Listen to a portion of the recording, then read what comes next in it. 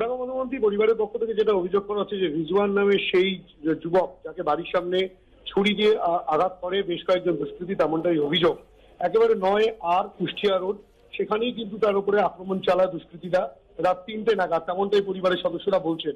এবং তার বাড়ির সামনে যখন তার উপরে হামলা চালানো হয়, তারপরেই কিন্তু সেই আত্মনাতে বাড়ির লোকেরা এবং প্রতিবেশীরা বেরিয়ে আসার পর দুষ্কৃতীরা সেখান থেকে পালিয়ে যায়। এই ঘটনার পর তিনজলা থানার পুলিশ ঘটনাস্থলে আসে এবং তারা কিন্তু তদন্ত প্রক্রিয়া শুরু করেছে। এই রিজওয়ানের সঙ্গে কার শত্রুতা ছিল, যাদের নাম রিজওয়ান ইতিমধ্যে পুলিশকে জানিয়েছে, তার সঙ্গে তার সম্পর্ক কি ছিল, পুরনো কোনো আক্রোশ নাকি লেনদেন সংক্রান্ত কোনো সমস্যাকে কেন্দ্র করে এই ঘটনা, সমস্ত বিষয়টা তদন্তকারীরা খতিয়ে দেখছেন।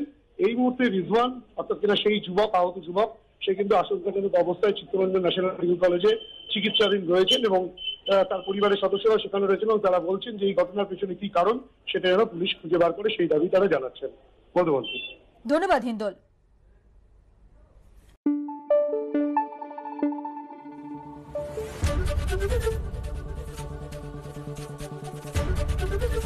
এবিপি আনন্দ এগিয়ে থাকে, এগিয়ে রাখে।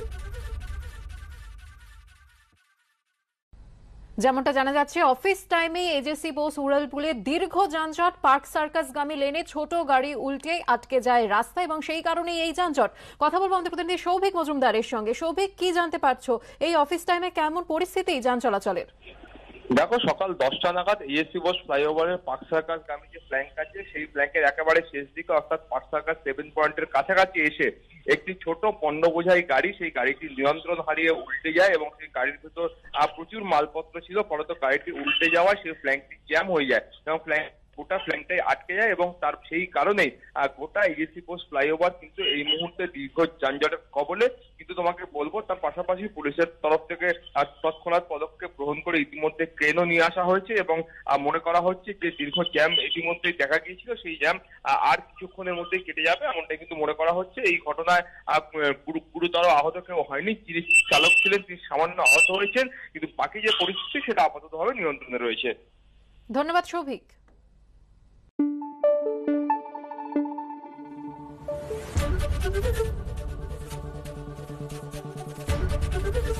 এবিপি আনন্দ এগিয়ে থাকে, এগিয়ে রাখে।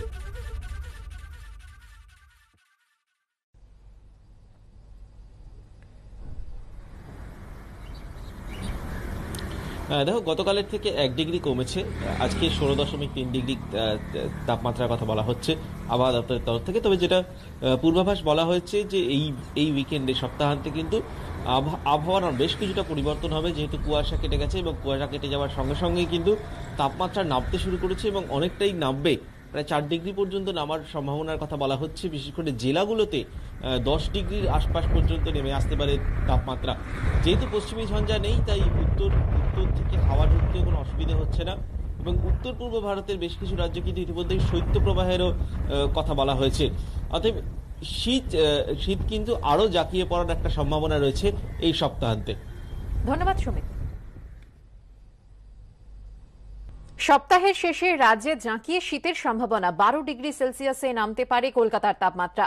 জেলায় পারদ নামতে পারে 10 ডিগ্রির নিচে। দিল্লিতে তাপমাত্রা নামল 3.5 ডিগ্রিতে। রাজস্থানের চুরুতে 2.5 ডিগ্রি সেলসিয়াস।